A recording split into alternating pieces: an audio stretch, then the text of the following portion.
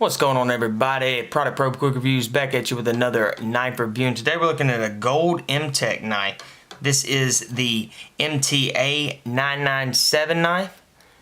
It's actually, at the time of this recording, one of their newly released knives. This thing is pretty cool. I like it a lot. Well, I like the look of it a lot. You've got your open handle right here, so you really can see all of your workings on it, and with them punching all the holes for the aesthetics, really takes down on that weight. You have an aluminum handle right here, nice little beefy pocket clip right there on the back with a deep rilling. I wish I would have put it up just a tad bit higher, because you are going to have about a 1/4 inch sticking out of your pocket on the concealed side of it. Right here you have your glass breaker or window breaker with your seatbelt cutter. Nice gold look to it. And then right here you have your spring assisted trigger. So let's throw this thing open. Bam! Super fast knife. So let's take a look. Got your tanto blade right here. See if I can get a better look. With your gold bevel right here, painted gold bevel.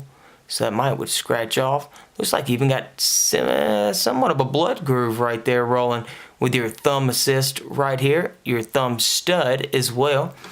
You got some jimpings incorporated into the blade as well as the handle. So if you had it, you can really get better control right there. Got a small little choil. I wouldn't choke up past, your trigger right there. Moving on down. Wow, you've got thumb grooves or finger grooves really all the way down this thing. And then right here you have an open liner lock, which you can see because they've removed a lot of that handle. So let's try that thumb assist. Hey, that actually throws open rather nice.